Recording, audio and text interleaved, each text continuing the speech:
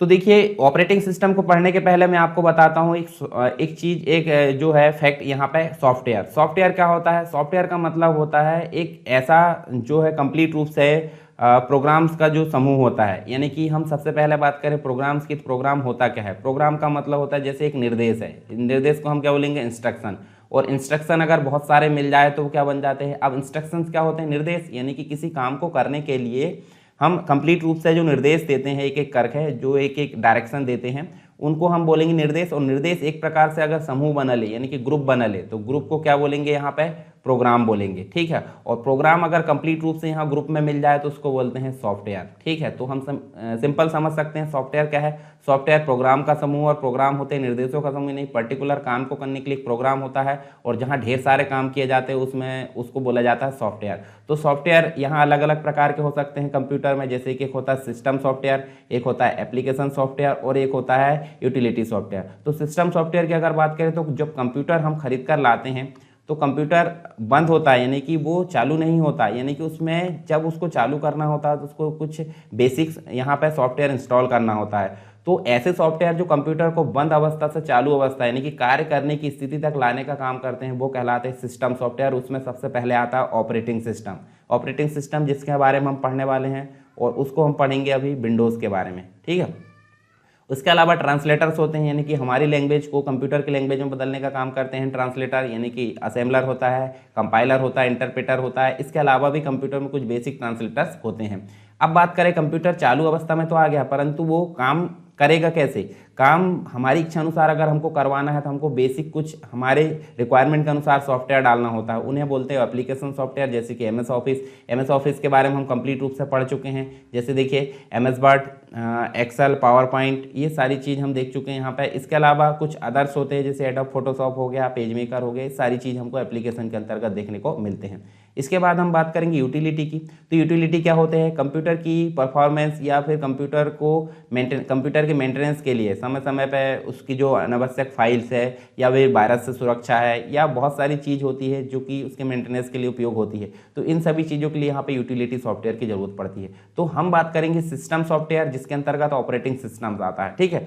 तो यहाँ पे ऑपरेटिंग सिस्टम की अगर बात करें तो ऑपरेटिंग सिस्टम हमने बात करें, देखिए ऑपरेटिंग सिस्टम का मैं आपको यहाँ पे बताऊँ डायग्राम में। तो देखिए यहाँ होता है हार्डवेयर। हार्डवेयर मतलब जो मशीन होती है, जैसे मॉनिटर हो गया, प्रिंटर हो गया, कुछ यहाँ पे आप देखें तो हार्ड ड्राइव हो गई, इसके अलावा कीबोर्ड हो गया, माउस हो गया, ये क्या होगा? ये हार्डवेयर हो गए। ठीक है। इसके अलावा हम बात करें, हम यूज़र है। ठीक है। पर यूज़र डायरेक्टली काम कैसे कर पाएगा? नहीं कर पाएगा। तो काम करने योग्य बनाने के लिए बीच में किसकी जरूरत पड़ती है? कैसे सॉफ्टवेयर की, जो कि काम करने योग्य उसको बना सकता है। तो ये सिस्टम सॉफ्टवेयर होता है, यानी कि ऑपरेटिंग सिस्टम। अब ऑपरेटिंग सिस्टम बस से काम चल जाता है कि बिल्कुल नहीं चलता। तो यहाँ पे हमको अपनी रिक्वायरमेंट के अनुसार एप्लीकेशन भी डालना होता है। तो आप देख सकते हैं यूज़र और हार्डवेयर के बीच में मध्यस्थता का काम कौन करते हैं, इंटरमीडिएट के रूप में कौन काम करते हैं? Operating system. और एक होता है एप्लीकेशन सॉफ्टवेयर। ठीक है। तो ये सारी चीज़ें काम करते हैं, तब कहीं जाकर हम हार्डवेयर जो डिवाइसेस है उनको मैनेज कर सकते हैं। यहाँ पे बात करें फंक्शंस की, यानी कि ऑपरेटिंग सिस्टम काम क्या क्या करता है। तो मेमोरी को मैनेज करने का काम ऑपरेटिंग सिस्टम करता है, प्रोसेसर को मैनेज करने का काम ऑपरेटिंग सिस्टम, यानी कि प्रोसेस जो शेड्यूलिंग होती है, डिवाइस मैनेजमेंट का काम, इसके अलावा फाइल को मैनेज करने का काम। फाइल का होती है, आगे विस्तार से जानेंगे। फाइल मतलब होता है डाटा जो कंप्लीट रूप से व्यवस्थित रूप से जहाँ स्टोर होता है, ताकि हम आसानी से उसको बाद में रिट्राइव कर सके, उसमें बहुत सारे ऑपरेशंस कर सके, तो उसे हम बोलते हैं फाइल्स, है ना। अब फाइल के बारे में एक अलग से वीडियो भी मैं डाल चुका हूँ, तो फाइल के बारे में आप जाकर पढ़ सकते हैं, प्लेलिस्ट में आपको मिल जाएगा। ठीक है, कंप्यूटर बेसिक नॉलेज के अंतर्गत। इसके अलावा या फिर आप यहाँ आई बटन में जाओगे तो वो उसकी लिंक भी मैं दे दूंगा। इसके अलावा सिक्योरिटी को मैनेज करने का काम भी ऑपरेटिंग सिस्टम करते हैं। सिस्टम की परफॉर्मेंस को एनहेंस करना है, एरर बताना है, सॉफ्टवेयर और यूज़र के बीच में तालमेल बनाने, सारे काम जो है ऑपरेटिंग सिस्टम का ही होता है। ठीक है। अब ऑपरेटिंग सिस्टम आपका कहाँ होता है? ऑपरेटिंग सिस्टम आपका हमेशा जो होता है हार्ड ड्राइव में होता है। हार्ड ड्राइव मतलब होता है जो हार्ड डिस्क भी हो सकती है या फिर एसएसडी भी हो सकती है। ठीक है। तो यहाँ पे देखिए एसएसडी या हार्ड डिस्क दोनों की अगर बात करें तो यहाँ पे आपका ऑपरेटिंग सिस्टम होता है। और जब हम कंप्यूटर को ऑन करते हैं तो कंप्यूटर ऑन करते ही आपका जो ऑपरेटिंग सिस्टम है वो रैम में लोड हो जाता है, यानी कि काम करने योग्य सक्षम हो जाता है। ठीक है। अब यहाँ तो ये चीज़ें हमने जान ली है। अब बात करते हैं देखिए कुछ ऑपरेटिंग सिस्टम की। तो आपके मोबाइल में आप डेली यूज़ कर रहे हैं, तो आपके मोबाइल में आप एंड्रॉयड चलाते हो, तो एंड्रॉयड भी एक प्रकार का क्या है, ऑपरेटिंग सिस्टम है, जो कि आपके मोबाइल को चलने योग्य बनाता है। तो ऑपरेटिंग सिस्टम है एक प्रकार का जो कि मोबाइल का है, आप समझ सकते होंगे, ठीक है। लाइनेक्स में इसको डिज़ाइन किया गया है और कुछ अदर ओपन सोर्स के द्वारा, ओपन सोर्स सॉफ्टवेयर के द्वारा इसको डिज़ाइन किया गया है, ठीक है। और ये बेसिकली किसके मतलब सिद्धांत पर काम करता है, ये टच स्क्रीन पर काम करता है, स्मार्टफोन या टैबलेट आप बात कर सकते हैं। तो ये सब जो है एंड्रॉयड के बेस पर ही चलते हैं। सबसे पहले रिलीज़ इसको किया गया था 23 सितंबर 2008 को रिलीज़ किया गया था। और ये अपडेट की जो मेथड, यानी कि आप बार बार देखिए, कभी कभी आपको अपडेट की ज़रूरत पड़ती है, सॉफ्टवेयर अपडेट आप करते हैं तो अपडेट आता होगा, तो किस मेथड पे आता है, OTA मतलब होता है ओवर द ईयर, ठीक है। ओवर द ईयर मेथड पर ये अपडेट होता है। डिफ़ॉल्ट यूज़र इंटरफेस की अगर बात करें तो ये GUI है। GUI का मतलब होता है ग्राफिकल यूज़र इंटरफेस, जहाँ पे आइकॉन बेस्ड, पिक्चर बेस्ड काम होता है। मल्टी टच इसमें हम देख सकते हैं। OS की फैमिली यूनिक्स यानी कि लाइनेक्स का कर्नल का जो मॉडिफाइड वर्जन है उसकी अगर बात करें यहाँ पे तो वो देखने को मिलता है। ओरिजिनल ऑथर गूगल है, हवाई है, बाइडू है, एंडी रूबिन और अदर हम देख सकते हैं, ठीक है। प्रोग्रामिंग लैंग्वेज बहुत सारी इसमें यूज़ हुई है, जैसे जावा मुख्य रूप से अगर बात करें यहाँ पे, उसके अलावा पाइथन है, C++ है, XML है, गो असेंबली लैंग्वेज, ये सारी चीज़ें हमको देखने को मिलती है। डेवलपर भी हम इस प्रकार से देखें तो ये जो है ऑथर में ही डेवलपर यहाँ देखने को मिलते हैं। कुछ वर्जन देख लीजिए यहाँ पे एंड्रॉयड के। तो सबसे पहले देखिए, आप देख सकते हैं 2008 में जब लॉन्च किया गया था तो इसका कोई नाम नहीं था, ठीक है। कोड नेम क्या था, कुछ नहीं था। जैसे आप बात करते हैं, अभी बात करें हम, देखिए एंड्रॉयड 11 चलता है तो यहाँ पे आपका कोई नाम देखने को नहीं मिलता। तो ये वर्जन और API लेवल आप देख सकते हैं, ऐसे बढ़ते गए। देखिए आप देखिए जो मिठाई, यानी कि देखिए यहाँ पे मीठा कप केक, ये देखिए कप केक का नाम आ गया 2009 में। फिर डोनट आ गया, एक्लियर आ गया, इसके बाद फ्रोयो आ गया। उसके बाद आप बात करें तो देखिए जिंगर ब्रीड आ गया, हनी कॉम्ब आ गया, ice cream, sandwich, jelly bean, KitKat, lollipop, marshmallow आ गया। देखिए एक यह आप देख सकते हैं, सन भी देख सकते हैं इधर साइड, किस सन में ये लॉन्च हुए। फिर आप देखिए आपने कहाँ से जो है एंड्रॉयड चलाना शुरू किया, आप बताइए मुझे, ठीक है। तो देखिए यहाँ पे आप बात करें, देखिए जेलीबिन से आपको पता होगा, बाकी उसके पहले के तो आपको पता नहीं होगा, ठीक है। इसके बाद आप देखिए नॉगट चलाया आपने, ओरियो चलाया, पाई चलाया, एंड्रॉयड 10 आप चलाते होंगे अभी, और एंड्रॉयड 11 भी कुछ लोग चलाते होंगे। कुछ मोबाइल तो ऐसे आ गए, एंड्रॉयड 12 भी उसमें आ चुका है, ठीक है। और भविष्य में जो है सभी जगह एंड्रॉयड 12 हमको देखने को मिलेगा। तो देखिए ये जो है एंड्रॉयड 11 कब लॉन्च हुआ, सितंबर, मतलब 8 सितंबर 2020 को ये लॉन्च हुआ है। एंड्रॉयड वर्जन का नाम है एंड्रॉयड 11, ठीक है। तो यहाँ आप देख सकते हैं। अब बात करते हैं हम ऑपरेटिंग सिस्टम में एक अदर ऑपरेटिंग सिस्टम डॉस की। डॉस मतलब होता है डिस्क ऑपरेटिंग सिस्टम। मुख्य रूप से 1981 में जो IBM PCs होते थे उनके लिए इसको डिज़ाइन किया गया था, और मुख्य रूप से इसका काम होता था डिस्क को मैनेज करना है। 86 यानी कि 32 बिट में ये लॉन्च होता था, ठीक है। IBM का मुख्य ऑपरेटिंग सिस्टम माना जाता था, और इसका वर्जन आप देख सकते हैं 1.12 से लेकर आगे देखें तो 8.0 तक देखने को मिलता है, ठीक है। तो ये सारी चीज़ आप यहाँ पे देख सकते हैं, इनको आप एक बार पढ़ लीजिए, मैं पढ़कर ही बताऊंगा तो कोई मतलब नहीं रहेगा, इसलिए आप वर्जन खुद पढ़ सकते हैं, ठीक। तो ये डॉस का आप देख सकते हैं। डॉस में आप बात करें तो CUI काम होता है। CUI का मतलब होता है कैरेक्टर यूज़र इंटरफेस।